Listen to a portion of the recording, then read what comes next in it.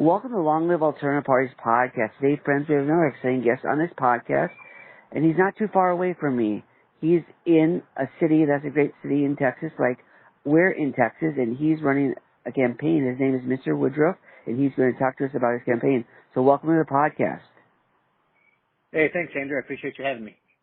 Sure thing. If you could get started by you kindly giving us an introduction to yourself, a brief biographical sketch. Yeah, absolutely. So my name is Ryan Woodcraft. I'm running for school board trustee in Socorro Independent School District here in El Paso, Texas.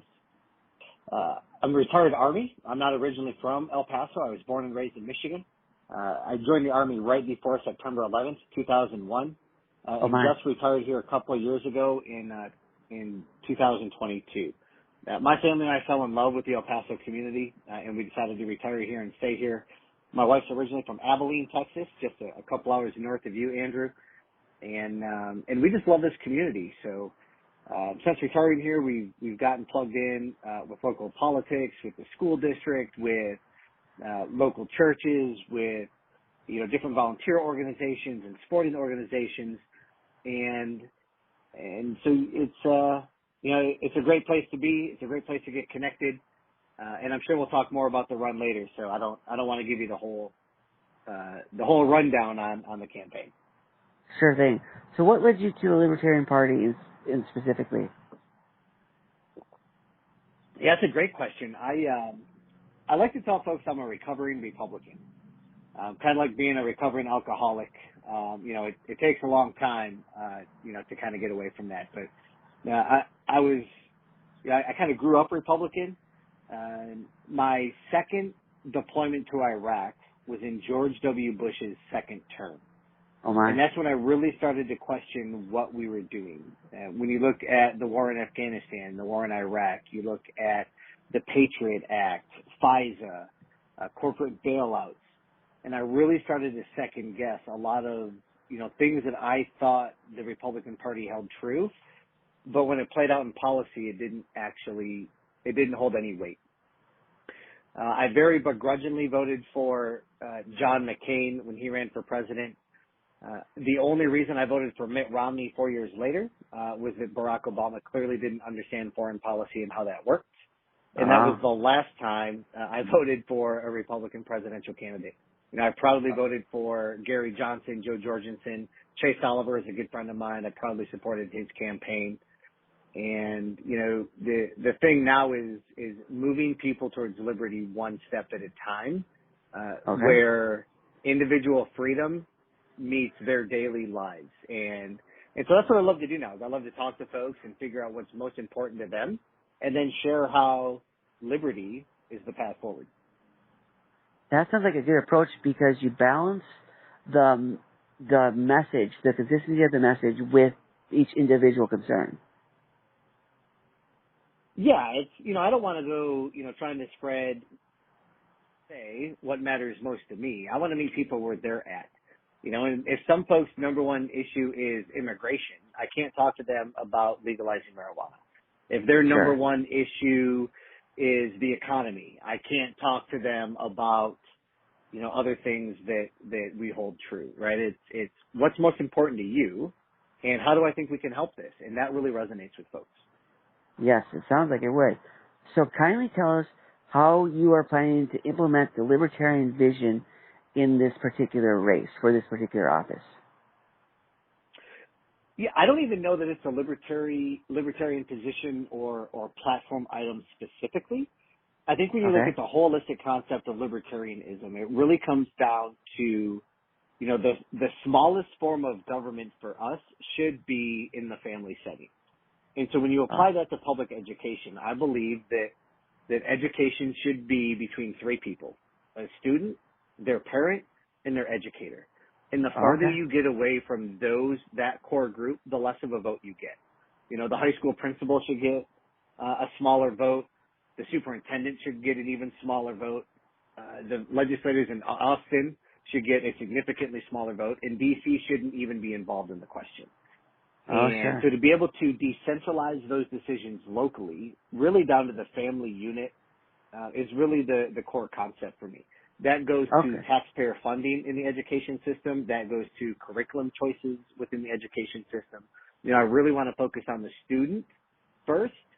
That's the foundation, and then build from there. Okay.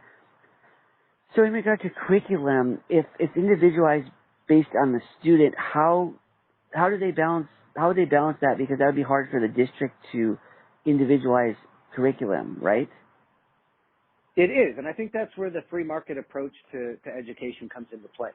I support homeschooling. I support co-ops. I support charter schools and private schools. Okay. The way that our public education is being hampered through legislation isn't helping our public education system compete on the free market with some of these other entities. There should be a goal in place. I don't believe that the STAR test is unfailable. I'm not a big fan of the STAR test, especially when a lot of the curriculum is driven towards teaching to the test, because test success determines or helps to determine funding.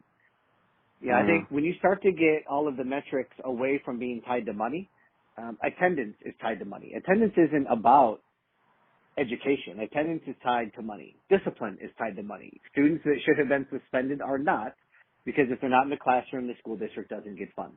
And STAR test success is also tied to funding. So I would like there to be some type of metric, whether, and it's not necessarily a state or a federal standard, but a standard from which to deviate. Folks that are going the college route, maybe the trade school route, and then being able to tailor the education to the student in a way that they learn best. Not everybody learns in a classroom setting with PowerPoint slides. Not everybody learns with a hands-on approach. They all learn different, right? And trying to implement that adult learning model into elementary and secondary education, I think would be a big benefit. Yes.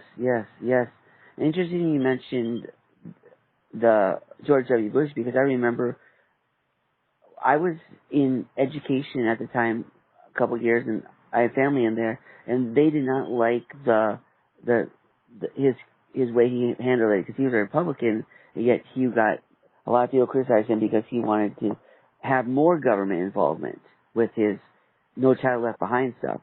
So that type of thing you would not go for in your district, right?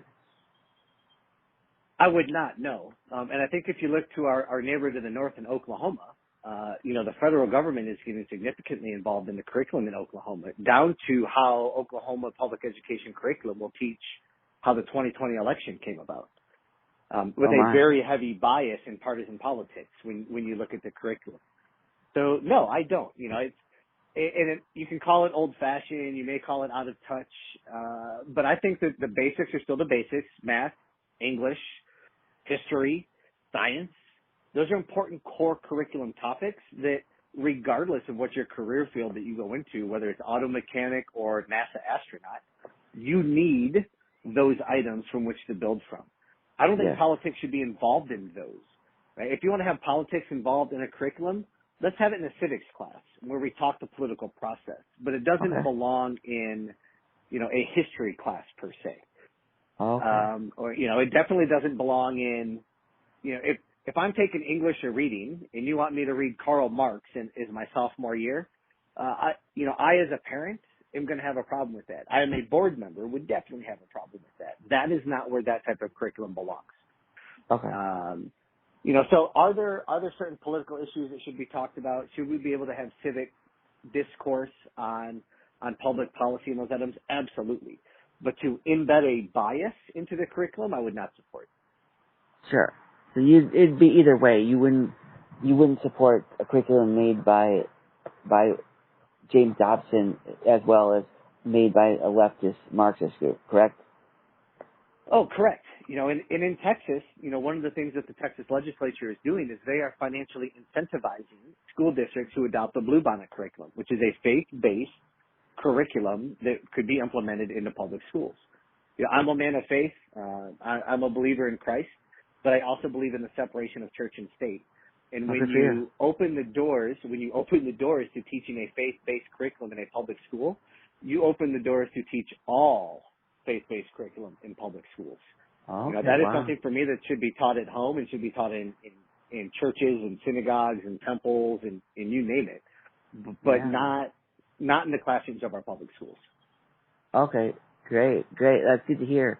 Yeah, I interviewed another libertarian who's also a Christian, and he had the same viewpoint as that view that he wanted to separate, and he was running for local office, so he wanted to separate church and state. So that's good. Unfortunately, I know a lot of Christians that don't have that view. They somehow think that because they somehow think it's dedication to their faith to impose views on other people. So it's refreshing to hear you say otherwise. Yeah, and don't get me wrong, Andrew. Like, I want people to believe what I believe and learn what I learn. I refuse to use the government and public education to force people to do that. You know what I mean? Exactly. Yes, that's good. Yeah. So also another issue related to that would be the issue of prayer in the schools. Some of these people are wanting to bring prayer in the schools, as in a sense of an official prayer. So I assume that you'd also be against such a thing. I am against having a formalized, forced prayer. Correct. If it is in a voluntary setting, I have no problems with that. Sure. When you look at things like, prayer at the flagpole, there's a National Day of Prayer and students will meet around the flagpole and pray for the nation and the state and their school and their friends. I support that 100%.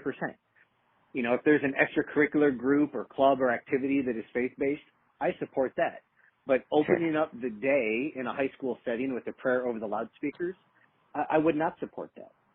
Great. And I talked to some of my friends that are city council reps or county commissioners, and I am not a fan of having those meetings opened with a denominational prayer.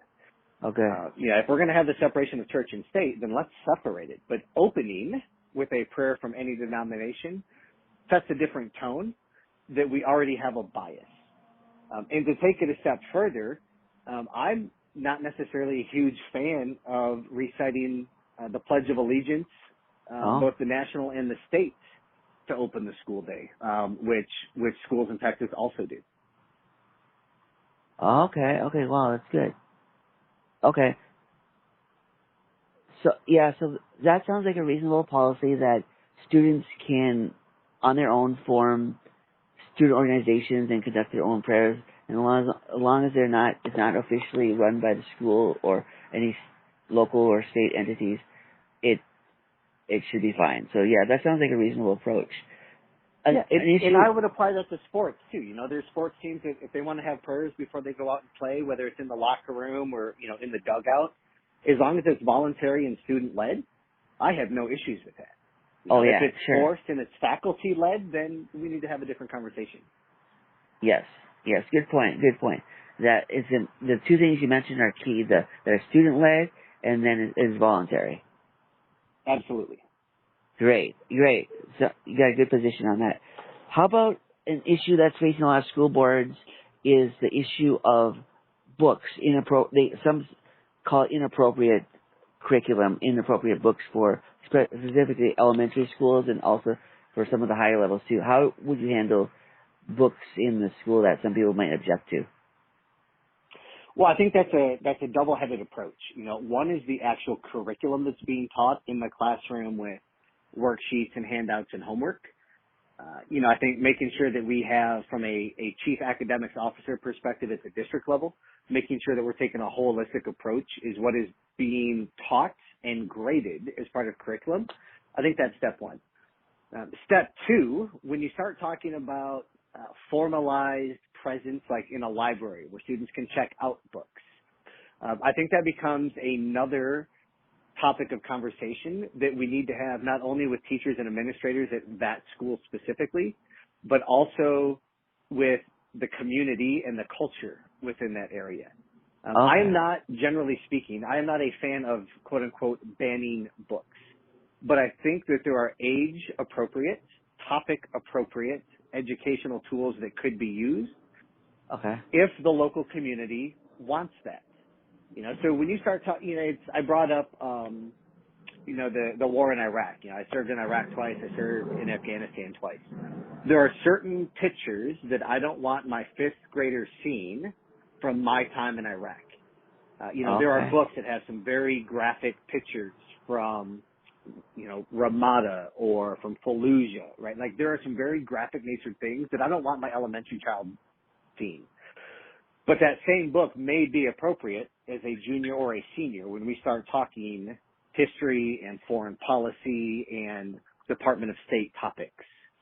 So to say that I would ban it, I would not, but I think there needs to be some age-appropriate, content-appropriate conversations, again, between the teachers, the administrators, and the community members would be a priority there. That sounds good. That all sounds reasonable. Well, I've studied the First Amendment law, and that's one of the principles that right now the way some people would want there to be everything goes everywhere, yet right now the government has a standard that it is based in part on the local community. So what would be okay in Austin might not be okay in Shiner, Texas. Oh, absolutely. Yeah, for sure. And then the other part is, it's because we love talking and mixing religion and politics, there's conversations about banning the Bible in certain schools because of some of the context that it contains. And I think what you'll find when you get to the heart of the we want to ban this book conversation is the people that want to ban it don't necessarily have the context or the education of the book that they want to ban. And so when you look at biblical context and you look at, when it was written, who it was written by, who it was written to, the Old Testament, the New Testament, all of these things come into play from a theology perspective. That we have people with doctorate degrees that will spend a dozen years studying the history of these, the chapters in the books of the Bible and still not get the full context. And so to say that we would ban it from being in a public library, like, I would have a hard time with that. But in the same aspect, there may be some topics that I'm not well educated on that just make me uncomfortable. And so to say that, well, I'm going to ban that book because I'm not comfortable with it or educated on the topic enough, I would also disagree with, right? Like, if we're going to talk about removing books from libraries, then we should have that knowledgeable, educated, contextual approach on why we're doing it and where it would be appropriate to have. Okay, sounds good. What other issues are in the El Paso school district that you would be contending with in this race? The very first one is financial distress. The Socorro Independent School District, like other school districts in the state, if we look at it holistically, are on the fringe of financial exigency or bankruptcy from a civilian sector perspective. 20% of our budget comes from local property taxes, about 77% comes from state funding, and about 3% comes from federal funding sources.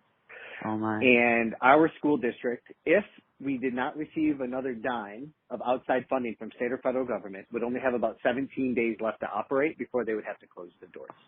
Oh no, that's not very much. No, it's not good at all.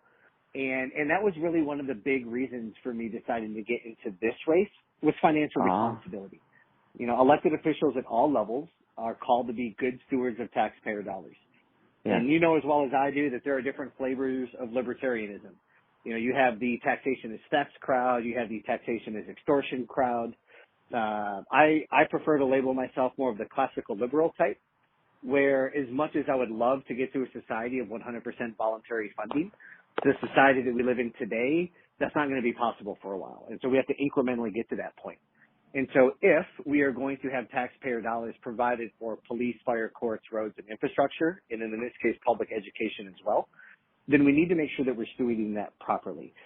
Sure. And so that's one of my big calls is how are we going to be good stewards of taxpayer dollars with what you are already providing us? For me, it goes back to that biblical principle of if you're faithful with a little, you'll be faithful with a lot. And right now our school district is not faithful with a little. They're wasting it.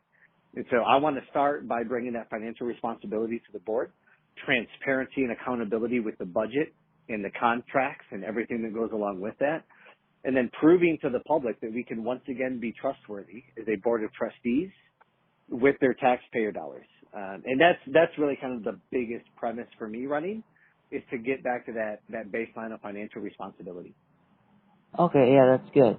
That's good. That's good that you have your perspective. That's a good way to tie your faith to to your politics is to have principles like that guide it. So, yeah, that's good because the Christian faith talks about stewardship a lot. So that's good that you want to be a good steward of the taxpayers' money and also everything else the taxpayers have to deal with.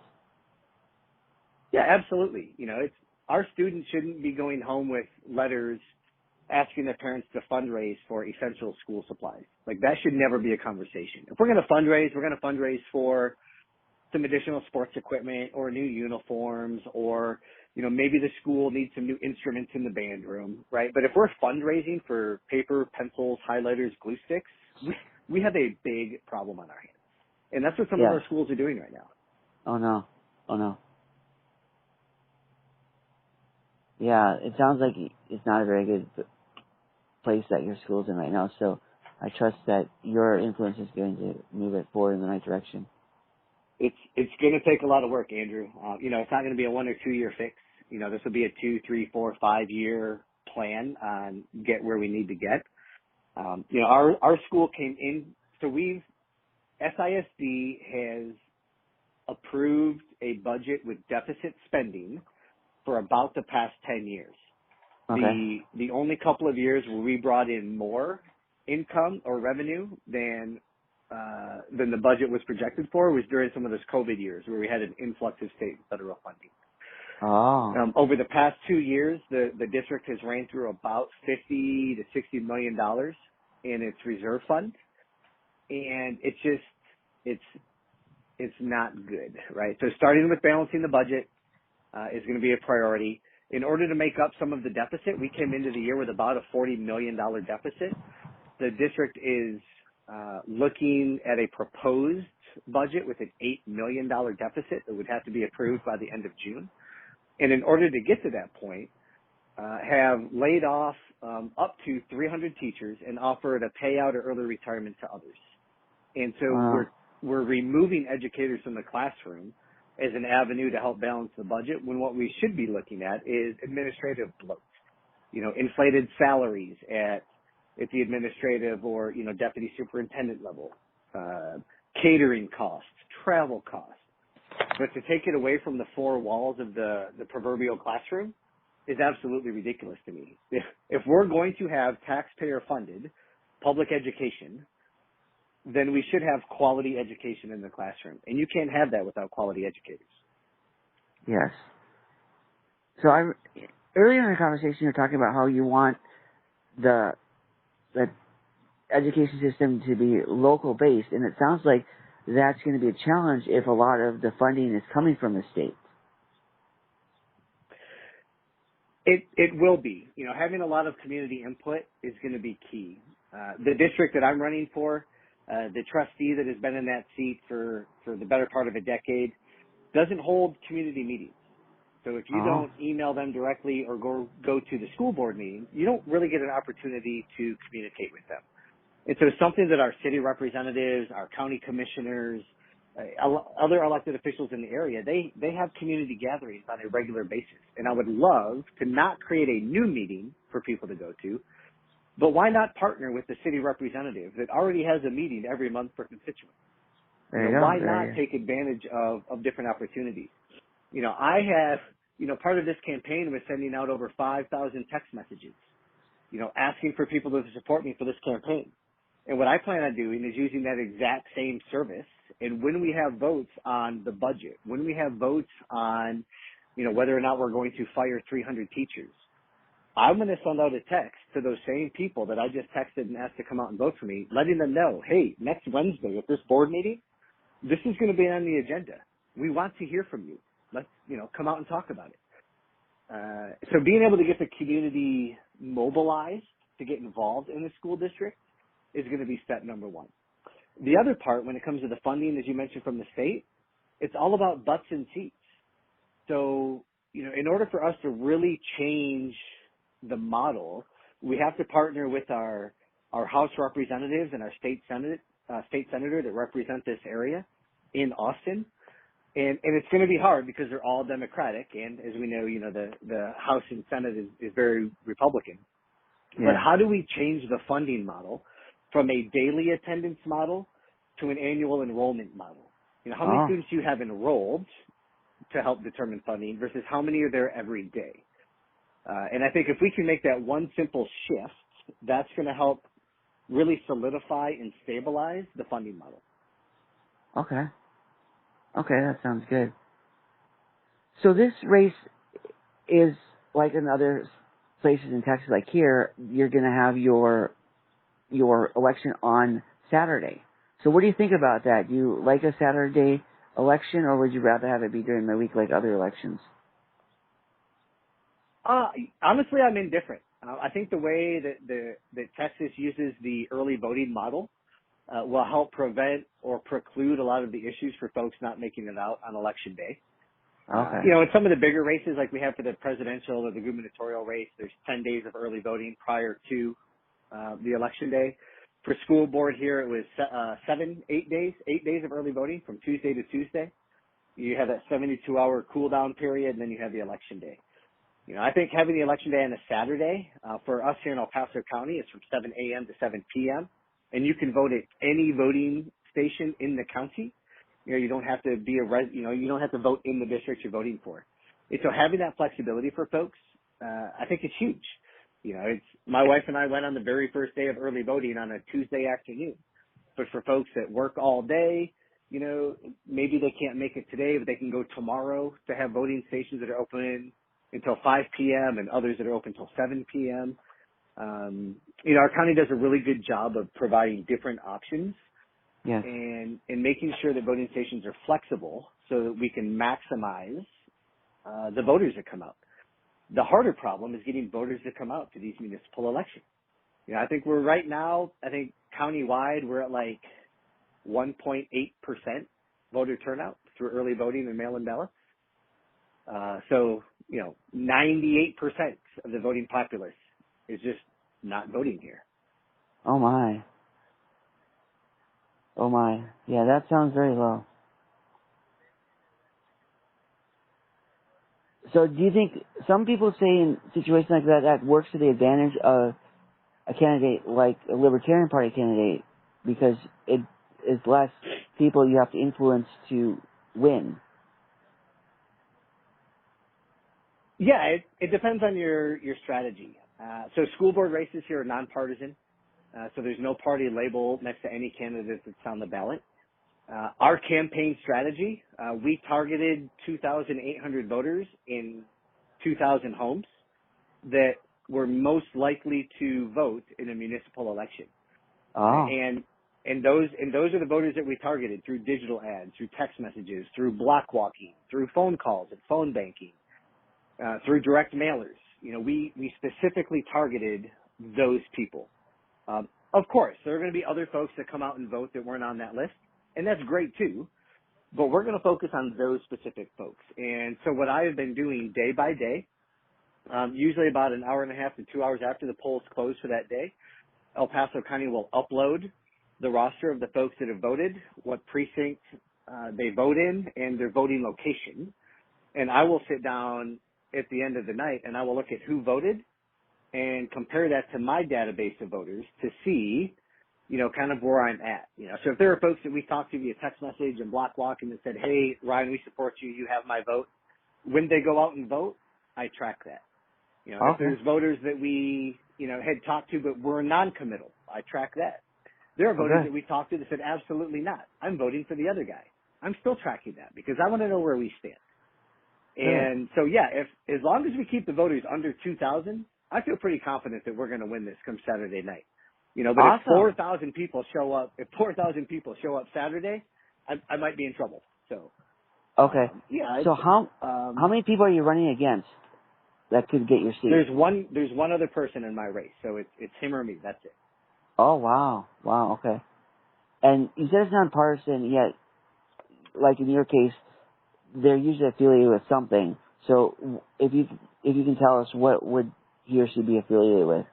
Is it Democrat? You said there's a lot of Democrats in the area? El Paso County is roughly 80% Democratic, yes. Oh, okay. So way different than the rest my of Texas. opponent is more closely affiliated with the Democratic Party. Okay, gotcha. Well, that's interesting demographics because Texas is known as a big red state. Correct. Yep. Yeah. And, Interesting. in last November, in the presidential election cycle, I ran for county commissioner as a big L Libertarian against a Democrat and a Republican. And being a third-party candidate in a three-party race in an 80% Democratic county, it was going to be an uphill battle. And we knew that going in. And of course you want to win, but what you also want to do is show people that there's another option. There's a fiscally responsible option that cares about, things at the local level. And there's a lot of things that we learned through that race and that campaign. Obviously we didn't win, but what we did do is we proved that a strong message backed financially, and we were about on par with the Democratic candidate from a fundraising perspective. Like we were neck and neck. Oh wow! But the message was strong. It resonated. We were backed by supporters in financials, and although we garnered 6.8% of the votes, we pulled more votes from the Democratic Party than we did from the Republican Party. And so it kind of breaks that misnomer of libertarians are just Republicans that want to smoke weed. That's not true. What we found in this community was the older generation of Democrats really classify themselves as those blue collar, blue dog Democrats, kind of fashioned in like the John F. Kennedy sense. Oh yeah. That party doesn't exist anymore. And so for those folks, our message really resonated. And what we've also found is some of those Republicans, the older generation of Republicans that kind of look to people like Ronald Reagan, realize that party doesn't exist anymore. And so for them, it was nice to have another alternative. And I could be wrong. I have not went back and checked in months, but the last time I looked, our 6.8% in that race was the highest percentage of the vote by a third-party candidate in a three-party race in the entire nation. Wow. And so what we're showing here is there is room to grow. In this race, if we win, we're going to be able to put on display for El Pasoans what libertarian principles and ideology can do in a local setting, given the opportunity. It's not just Facebook posts and griping at public comment. There will be a voting member on a board that can help institute these principles, especially when it comes to putting taxpayer dollars back into their pocket and not a government bureaucrat's pocket. Sounds good. So I interviewed another local candidate recently, and he said that it was a couple of days ago, and he said it was too late to contribute to the campaign. Is that the case for you, or can you still accept donations? Oh, I will absolutely accept donations. Anything that I get goes to direct voter engagement. I don't spend money on catering for fluff events or fundraising events. The overwhelming vast majority of our donations have went to either printing so that we can hand out to voters when we're block walking or at polling stations. And then the other side of those funds go to digital ads, targeted digital ads, is where we spend a good chunk of our funds. So anything that I would receive between now and Election Day is really going to go back to that direct voter engagement. So equipping volunteers at the polling stations, even if it's buying cases of water and ice, just so I can make sure that they're hydrated. Anything that we receive is going to go to voter impact. And that's going to be, for me, that's a source of pride because I'm not paying a whole bunch of overhead for fluff. It's let's get out the vote, and that's where we're focused financially. Great. So if they do want to support your campaign financially or otherwise support your campaign, what's the best way to do that? Where should they go? Yeah, great question. The easiest place that anyone can go is to our website, www.woodcraftforelpaso.com. There's a tab there that you can donate right online. For those that may be listening that are local to the El Paso area, there's a spot there where you can volunteer to either block walk or be at a polling station. We're still block walking tomorrow to get out some of those voters that are on our list that haven't yet voted. Now, you could volunteer to phone bank or send text messages. So all of that is on the website. That's the easiest place to find the information. For those that don't necessarily like the interwebs per se, we are on Facebook, X, and Instagram. I am in some way, shape, or form at Woodcraft for El Paso. So you can find us at some form of those monikers on all three of those social media platforms. And feel free to reach out. I'd love to get you plugged in and connected in whatever avenue that you would like to support us. Great. We thank you for coming on the podcast today and talking about your campaign. It sounds like you got a good opportunity to win and to do well. So we wish you all the best with that. No, I appreciate it, man. And I tell you what, after we win and we get settled in, let's do another one of these, and we'll talk about it more and how we're impacting our local community. Sounds like a plan.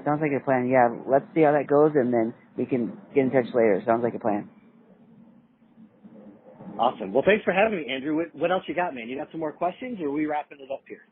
We're good. So we're going to wish you the best in your campaign and also in everything else you do in your personal and professional life. How's that sound? That's awesome, man. I really appreciate that. And one shouting part to all of your listeners, I would encourage you to get involved at the local level. You know, every single city in our state has the opportunity to serve in a volunteer capacity on a board or a commission in your local governing body. So establish a relationship with your city council representatives, your aldermen, your commissioners, and find opportunities to serve. You know, that's not just volunteer days where you can pick up trash or clean parks. That's great. But start bringing some of those principles and ideology into a government setting on a volunteer basis. Because the more that we can change our local community, the easier it's going to be able to change our state when it really matters. Sounds like a plan. Sounds like a good call to arms. So we thank you again, and we wish you all the best. Thanks, Andrew, and thanks again for having me. And I look forward to hearing back from you guys in the next couple of months. Great. Take care. All the best. All right. Bye-bye.